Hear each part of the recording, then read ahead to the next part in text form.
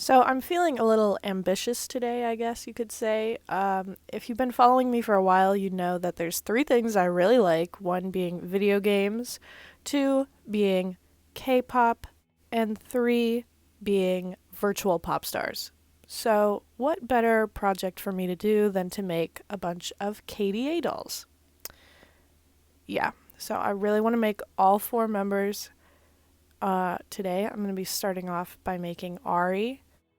So before I even get started prepping the doll, I'm going to try and make the tail for Ahri because if I can't make the tail, then the doll just won't really look the same. So off camera, I started with a mock-up of half of the tail to see if I could get it to be the right size. And I think the size is as good as I'm going to get it. If I make it any smaller, it's going to be so painful for my hands, and any bigger would just be way too big. So, I got this pattern from Kinpatsu Cosplay. I will link her video in the description and you can go download the file if you want to make this at home. But yeah, she has all the instructions on how to make the tail, and I just sized it down into like as small as I could make it. To make it a little easier for myself, I taped both halves of the pattern together so I could cut them out at the same time, and that way it would just reduce the time I was working on this tail, which in total I think I spent 3 to 5 hours putting this together. I know that seems a little ridiculous, but I wanted it to look as accurate as I could possibly get it to look.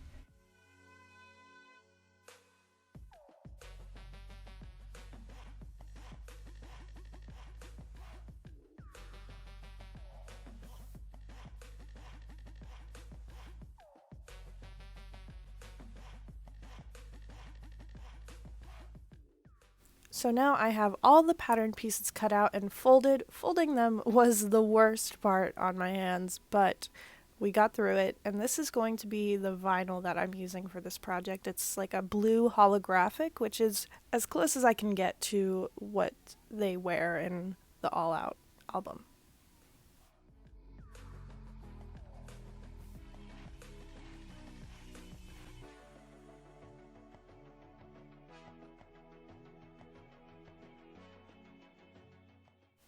And here is the finished tail. I put both halves together and I am obsessed with how this looks. I think it is as accurate as I could have gotten it to look. I think maybe a more crystal-like vinyl might have worked better, but this vinyl is going to be kind of like multi-purpose across all four characters, so I just thought it was better to save some money and use this vinyl rather than just the crystal one for just Ari's tail and nothing else. Here's a better size comparison of the doll next to the tail. It's about half of her size, but you know, like once Ari has all 9 tails out, the tails are the focal point anyway, so regardless, I'm very happy. So now that the tail is finished, we can actually start working on the doll itself. I'm going to get her prepped off camera because you know the drill, it's pretty much the same thing every time. So I've prepped the doll, and now I'm using a Draculaura because I think her face mold is closest to Ari's, even though there's no like exact match. But she needs some ears, and luckily I have a couple laying around that are from old customs that I chopped the ears off for whatever reason. So we're gonna see which ones would look best for Ari. So I think I'm gonna go with these Claudine ears because the Toralei ones just look too cat-like and for obvious reasons, but Claudines are like closer to a fox, I guess you could say. So yeah, we're just gonna use those. To apply the ears, I just put super glue on the ear and then estimated where the ears should go. I really have no like concrete process to this. I kind of just eyeballed it and hope for the best.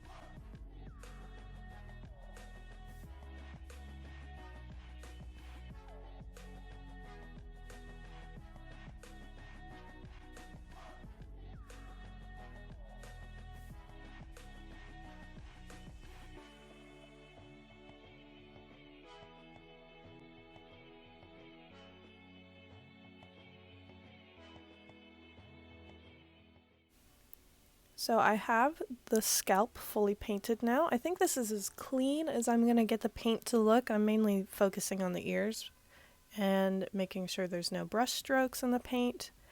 And then I will add pink to the insides of her ears later. So now what I'm going to do for the reroot is, since her hair is platinum blonde and then it fades to pink, I'm going to reroot it and then blush it, dye it, whatever you want to say, with chalk pastels, and then when I take the hair straightener to it, it will stay in the yarn, you know?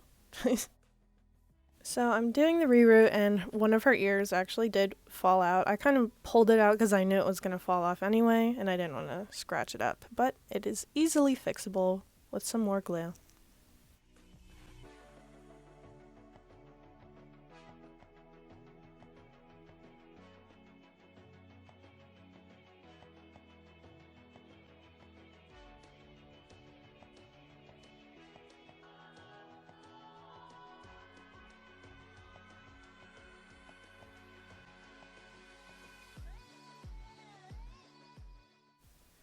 Okay, so I have the hair straightened and semi-styled just to make sure I can actually get Ahri's hairstyle with this, or else it would just be a complete fail. So now I'm moving on to the chalk pastel dyeing. I really don't have a name for this. I've done this once before with yarn hair and it turned out fine. I actually really like the result because it fades really nicely and it looks pretty natural. Even though you can buy ombre yarn, I think this is a pretty easy alternative.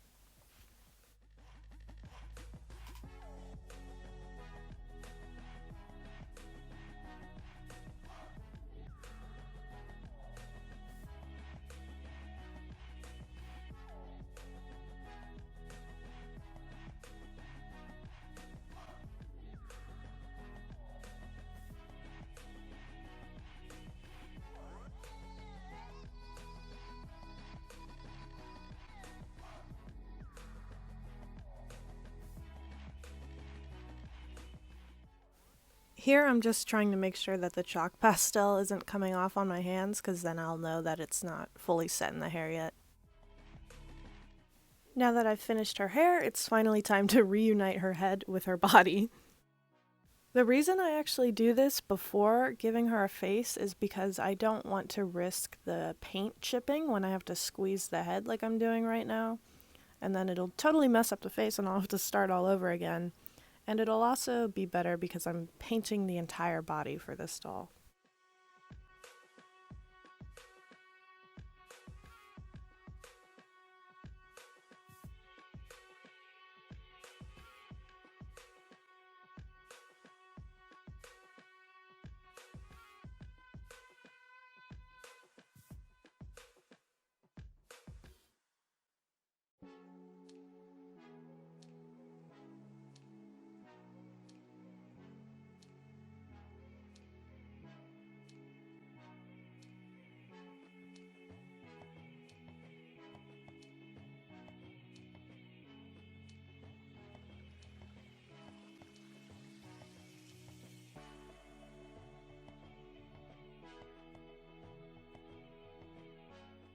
So now I'm moving on to a very tedious part of the whole process, and that is repainting the entire doll's body.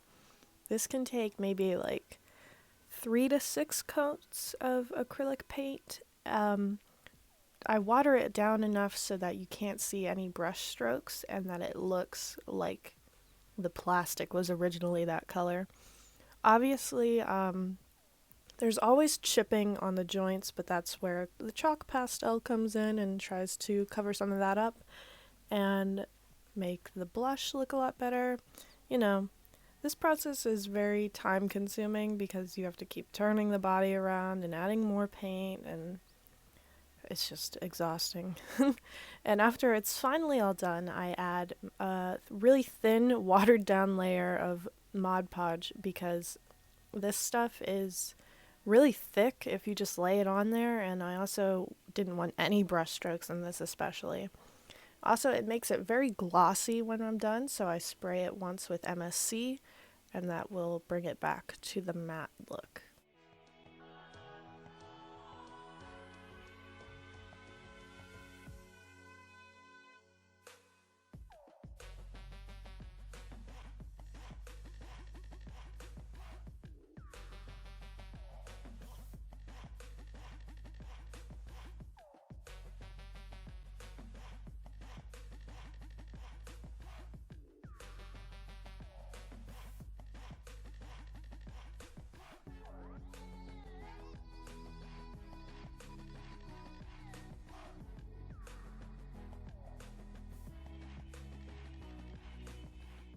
So I actually tried something new with this face up, and that was adding contour in the blushing on her face. My usual face up style is very cartoony and like anime inspired, I guess, but I don't really add a lot of detail. But for Ahri, her face mold she's got very defined features, so I wanted to like try to bring that out and make her look as accurate as I possibly could. So I did half of her face up off camera. People are really going to come at me because I don't really go in depth on my face ups, and it's really just because I'm so focused when I'm doing it. I cannot, if I filmed myself, it would probably be like 3 hours of footage of me just doing the face up. But now I'm going to try and do the other eye on camera for you all and try to give some explanation. So for the first layer, I'm actually using a mechanical pencil, which isn't something I recommend using. I only really used it because I'm drawing on acrylic paint already, and it's just easier than using my watercolor pencils, I would say. So after I did that first sketch, I jumped right into acrylic paint, and since Ahri's eyes are a lot smaller than my normal style, I did the whites of her eyes first, just to make sure I have it there and I don't have to add it later in between the lines. Since this eye was pretty simple for the most part, I don't really have a lot to show actually, but now I'm just adding gloss to the lips and to the eyes, and I think I even added it to the eyeshadow because her eyeshadow is very holographic and metallic-y, so I wanted to try to get it as shiny as I could. Here I'm actually adding some touch-ups to the hairline where the paint did not make it all the way up, which is fine by me because if the paint made it all the way up, it would probably be in the hair and really hard to get out. Now it is finally time to get started on Ahri's outfit, which I was not really looking forward to because this outfit is a little complex for me, but I ordered an array of fabrics from Etsy shops and some I had already laying around. I was really excited to use these holographic fabrics because I haven't used any before. I started off by cutting out some patterns from Moonlight Jewel. I use her patterns religiously, and for this outfit I had to modify the shirt pattern a little bit because Ahri's shirt is just one sleeve and then with a sweetheart neckline, But I had a lot of fun doing this outfit actually. Usually the clothing is not my favorite part of the custom, but this time I was like so excited the further and further I got. Clothing probably isn't my favorite part, mainly because I hand sew everything. I don't use a sewing machine unless it's something that I physically cannot sew by hand. But yeah, I sew by hand because one, I don't know how to use a sewing machine, but also because I think it's just easier to hand sew doll clothes since everything is so small and I don't want the sewing machine to eat it up. I really liked doing this tiny little harness that's on Ahri's leg, and I cannot wait to get started on my Evelyn custom because she has this harness detail on her entire outfit, so I think that'll be really fun to do.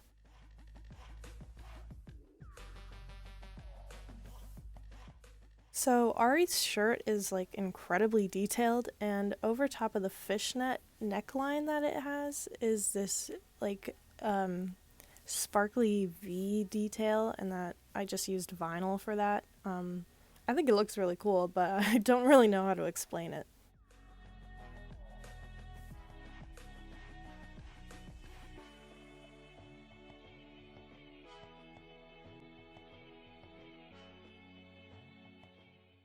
Now I'm just adding some black ribbon detailing to make a belt and a sleeve cuff.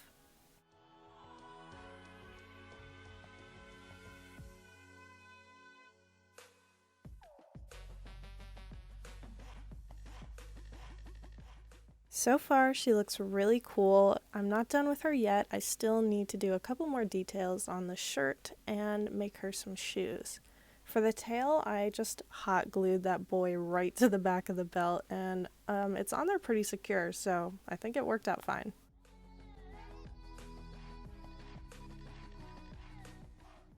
So on the shoulder of Ahri's sleeve, there's this crystal-like detail, and luckily I have this Monster High accessory that I think I'm just going to cut off a piece of it and paint it and then glue it onto Ahri's sleeve.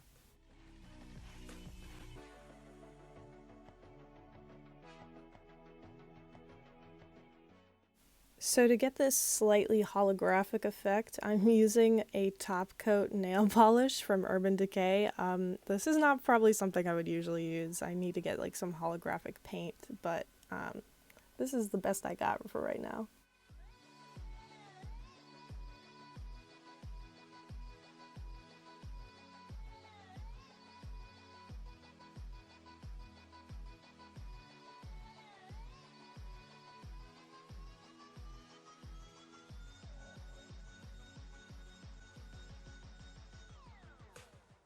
Fabri-Tac was honestly my best friend for this outfit because I used it so much to keep everything in place and make sure it was secure.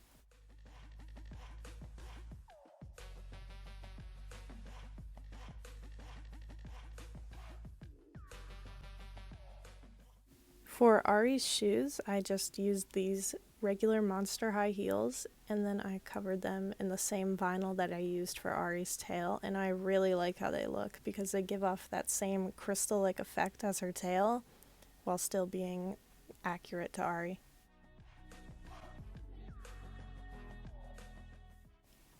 So now I can finally say that my Ahri doll is finished, and I am so beyond happy with how she turned out, and I cannot wait to make the rest of the members and have them all on my shelf together, or maybe I'll sell them on my Etsy or through my Instagram or something, but I'm already so excited, and I'm already started my Evelyn doll, so stay tuned for that video.